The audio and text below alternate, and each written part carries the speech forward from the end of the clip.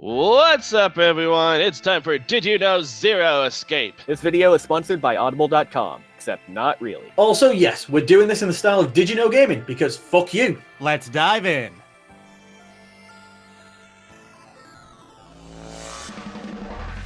Did you know franchise director Kotaro Uchikoshi had a number of strong titles under his belt prior to work on 999? This includes Kamaitachi no Yoru, the 3D models for Pepsi Man, and most notably, Steins Gate. In 2008, Uchikoshi was contracted by Japanese game company Chunsoft to work as a writer on the next visual novel, 428 Shibuya Scrabble. As he began work on 428, he came up with the idea of incorporating puzzles into the visual novel that the player would need to solve in order to progress. This, plus his interest in Rupert Sheldrake's morphogenetic field theory, served as the basis for 9 Hours, 9 Persons, 9 Doors, which completed development in 2009. Uchikoshi started writing 999 by deciding the ending first. From there he worked backwards to make sure he didn't get confused while writing the plot. One of the original story elements involved the use of hands, including the Reds and Deads actually scanning fingerprints, not the bracelets. Instead, the bracelets were devices that blew. However, the higher-ups did not like the idea as it would force characters to carry severed hands to get through the remaining doors. Removing this concept forced Uchikoshi to rewrite pretty much the entire story. Did you know? 999 has 3 different versions. The original DS game, the iOS version, and the Nonary Games version, which packages 999 with its sequel, Virtue's Last Reward.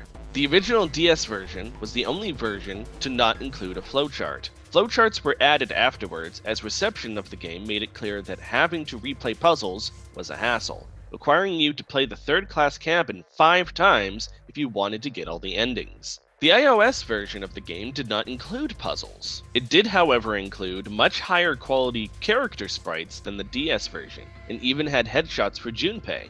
Sadly, these sprites were all in speech bubbles and weren't animated. The Nonary Games version takes the best of both worlds, having higher quality sprites that were both full-bodied, animated, and even included voice acting. The iOS version also included an ending that only exists in this version, one that even the Nonary Games version does not include. This ending, called the Syringe ending, occurs after doing the puzzle room for door 3. Instead of being forced to go through door 2, Clover will take Junpei aside and inject him with Soparol Beta to slowly knock him unconscious. She then pushes him into the water of D-Deck, leaving him to drown. A major difference between the DS version and its counterparts is its use of dual screens. The top screen represents Junpei's view, while the bottom screen is young Akane's.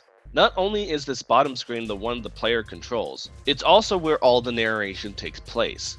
This makes the ending of the game all the more impactful as you see the 2 screens talking to each other. The final puzzle actually switches the 2 screens' point of view, forcing the player to turn the DS upside down so that the top screen becomes the touchpad. Where before the player was Akane guiding Junpei, they are now Junpei guiding Akane. Unfortunately, the iOS version has nothing like this. The Nonary Games edition, while not quite the same, had Adventure Mode and Novel Mode to imitate this effect. Did you know? Ace's prosopagnosia is hinted at throughout the entire game. Early in the story, Junpei asks Ace if he found it weird for Clover and Snake to be siblings, given that they look nothing alike. Ace stumbles in confusion for a bit, before replying that it's not uncommon for siblings to look different. Furthermore, in the cargo room, Ace is unable to complete the memory card puzzle due to the fact that he can't tell whose card belongs to whom. Of the 9 participants, only 3 characters wouldn't know any of the puzzle solutions. Ace and the 9th may have both developed the original Nonary game, while Snake, Santa, Clover, and June participated in it. This leaves Junpei, Seven, and Lotus as the only characters to complete these puzzle rooms for the first time. In most cases, these characters will be accompanied by one of the 6 in the know, ensuring that if the group ever got stuck, there'd be someone who could complete the puzzle in time. The only exception to this is Door 2, where Junpei, Seven, and Lotus are the only ones in the group and must complete what is arguably the hardest puzzle in the game. An interview with Kotaro Uchikoshi revealed some interesting character background. Junpei was apparently in college to study Bitcoin.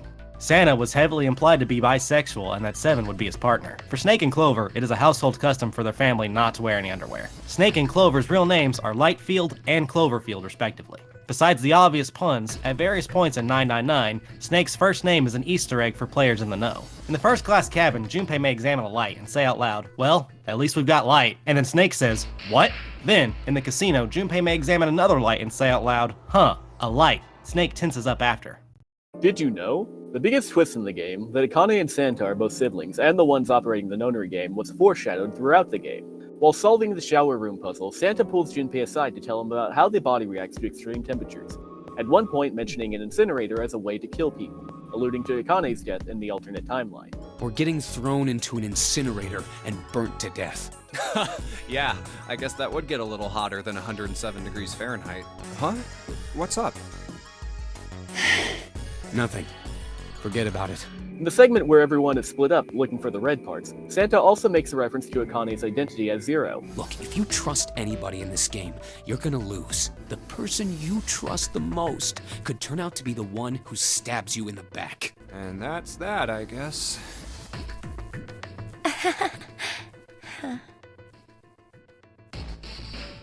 Throughout the game, Akane starts feeling feverish at seemingly random intervals. Although there is nothing physically wrong with her, these fevers are an indication to the player that they are headed down the wrong route, with the fevers alluding to Akane's death in the incinerator in the bad timeline. In an ironic twist, the Nonary game itself was funded by Akane and Santa investing in Ace's company, Cradle Pharmaceuticals. This is referenced in the Funyurimpa room when the player asks Santa if he plays in the stock market. In an interview with Uchikochi, it was revealed that while Akane was in fact that guy in the gas mask, Santa was the one actually responsible for carrying out the kidnappings. In the steam engine room, Santa compliments the angle of the stairs, telling Junpei to bring Clover over and have her walk up them as she is wearing a skirt. Note that he does not ask June, who is actually in the room, as June is his sister. This is particularly awkward when you consider that Clover does not wear underwear. One of the coolest Easter eggs in the game involves a code to open the coffin. You take that number and multiply it by 9, you get everyone's true bracelet numbers in order: 1, 2, 9, 4, 5, 0, 7, 8, and 9. This reveals that Santa's number was actually 9, while June's number was 0. Joey, did you know? Knowing what all happens in the true ending of the game, you can go back and answer some of the questions that the audience was left with in the other endings. In the safe ending, Junpei does not save the young Akane, so the Akane from this timeline fades out of existence. Santa is the one talking to Junpei as Zero, explaining that he has failed and that Junpei chose the wrong path. In the ninth ending, it's now obvious that Ace was the one who killed Lotus, followed by Junpei, as Lotus's bracelet is noted to be missing. We also know that Ace took the knife of the ninth man, which is used in both this and the sub-ending's murders. In the act ending, both Ace and Clover believe they have the bracelets they need to get out. Ace took Lotus aside earlier, likely to kill her and take her bracelet. However, Clover's 0 bracelet is actually 6, so she would not be able to get through door 9. It is likely she would end up being killed by Ace while he makes his way out. Ace would then be faced with door Q, which would not open with the bracelets he had, meaning he would likely burn to death in the incinerator.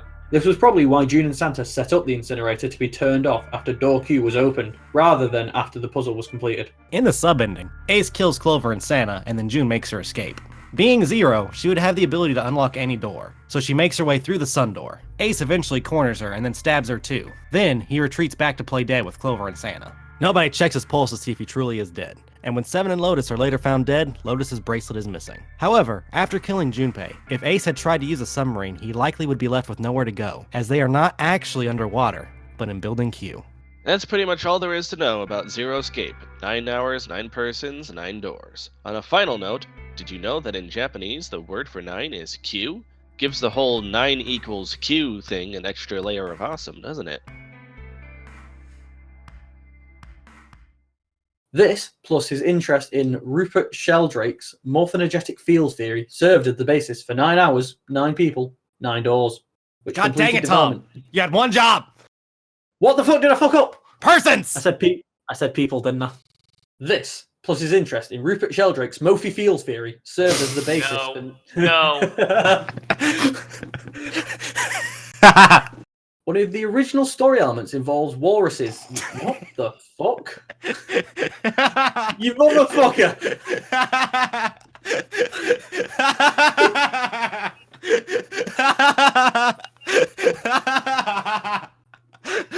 It's like fucking Anchorman. I just read whatever's on the fucking thing.